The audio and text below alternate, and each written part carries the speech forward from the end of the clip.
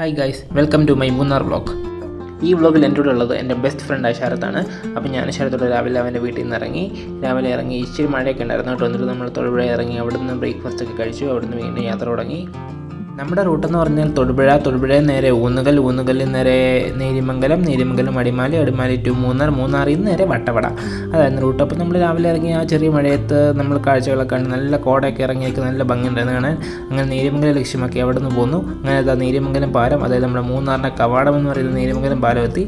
അങ്ങനെ നേരിമംഗലം പാലം ക്രോസ് ചെയ്ത് നമ്മൾ നേരെ ചുരം കയറാൻ തുടങ്ങി. ചുരം കയറി നേരെ ഇന്ന് ആദ്യം കണ്ടത് നമ്മുടെ ചീയപ്പാറ വാട്ടർഫോൾസ് ആയിരുന്നു. നല്ല മഴയൊക്കെ ആയതുകൊണ്ട് തന്നെ നിറച്ച് വെള്ളം ഉണ്ടായിരുന്നു വാട്ടർഫോൾസിൽ. നമ്മളിപ്പോൾ അവിടെ ഇറങ്ങി കുറേ ഫോട്ടോസും വീഡിയോസൊക്കെ എടുത്തു. പിന്നെ അധികം സമയം കളഞ്ഞിട്ടല്ലോ എന്ന് ഓർത്തപ്പോൾ അവിടെ നിന്ന് യാത്ര തുടങ്ങി. തിരിച്ച് ചീയപ്പാറ കഴിഞ്ഞപ്പോൾ തന്നെ വേറെ വാട്ടർഫോൾസ് ഉണ്ട്. അവിടെ നമ്മൾ അധികം ഇന്നലെ ജസ്റ്റ് ഇറങ്ങി 1-2 ഫോട്ടോ ഒക്കെ എടുത്തിട്ട് നേരെ മൂന്നാർ ലക്ഷ്യമാക്കി പോയി. അങ്ങനെ നേരെ മൂന്നാറെത്തി. അങ്ങനെ നമ്മൾ മൂന്നാർ ടൗണിലെത്തി. മൂന്നാറിൽ അങ്ങനെ ആക്ച്വലി വലിയ തിരക്കൊന്നുമില്ല കേട്ടോ. സീസണൊന്നും അല്ലെന്ന് എനിക്ക് തോന്നുന്നു. വലിയ തിരക്കൊന്നും കാണില്ല. സാധാരണ മൂന്നാറിലെ തിരക്ക് ഇതൊന്നും അല്ല. നമുക്ക് അത്യാവശ്യം ഫ്രീ ആയിട്ട് തന്നെ പോകാൻ പറ്റിയ ടൗണിലൊരു ചെറിയൊരു ബ്ലോക്ക് പോലെ ഉണ്ടായിരുന്നുള്ളൂ. ആൾക്കാരൊക്കെ തന്നെ തീരെ കുറവായിരുന്നു. മൂന്നാർ ടൗണിൽ നമ്മൾ നേരെ ടോപ്പ് സ്റ്റേഷൻ റൂട്ട് പിടിച്ചു കേട്ടോ. ഈ റൂട്ടിൽ കൂടെയാണ് നമുക്ക് വട്ടവടയ്ക്ക് പോകേണ്ടത്. ഈ റൂട്ടിലൊക്കെ സാധാരണ നല്ല തിരക്ക് വരേണ്ടതാണ്. സീസൺ എല്ലാത്തുണ്ടാവും. പക്ഷേ ഈ പ്രാവശ്യം തീരെ തിരക്കില്ലായിരുന്നു. പോകുന്ന വഴിക്ക് നമ്മൾ മാട്ടുപ്പെട്ടി ഡാം കണ്ടു കേട്ടോ. ജസ്റ്റ് അവിടെ നിന്ന് ഇറങ്ങി 5 മിനിറ്റ് നിന്ന് ഫോട്ടോ എടുത്തു. വീണ്ടും അവിടെ നിന്ന് യാത്ര തിരിച്ചു. വട്ടവട ചെക്ക് പോസ്റ്റ് നിൻ്റെ ഒരു കുറച്ച് ദൂരം പിന്നെ നമ്മളൊരു ചായക്കട കയറി കേട്ടോ, എന്തെങ്കിലും കഴിക്കാൻ ഓർത്ത്. നമ്മൾ ചായ നൂഡിൽസും ആട്ടോ ഓർഡർ ചെയ്തത്. പറയാതിരിക്കാൻ പറ്റില്ല, നല്ല സൂപ്പർ ചായ ആയിരുന്നു. നൂഡിൽസിനേക്കാൾ നമുക്ക് രണ്ടുപേർക്കും കൂടുതൽ ഇഷ്ടപ്പെട്ട അവിടുത്തെ ചായ ആയിരുന്നു.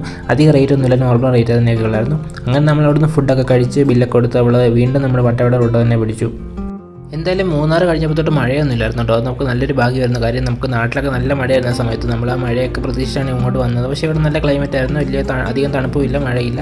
അങ്ങനെ നമ്മൾ വട്ടവട ചെക്ക് പോസ്റ്റിലെത്തി കേട്ടോ. അവിടെ പ്രത്യേകിച്ചൊന്നുമില്ല. അവിടെ ഒരു ഫോറസ്റ്റുകാരെ നമ്മളോട് വിളിച്ച് നമ്മൾ എവിടുന്ന് വന്നത്, എത്ര പേരുണ്ട്, നമ്മുടെ പേരൊക്കെ ജസ്റ്റ് ഒന്ന് ചോദിക്കും. എന്നിട്ട് നമ്മൾ ഫോറസ്റ്റിലേക്ക് അവർ നമ്മളെ കയറ്റിവിടും.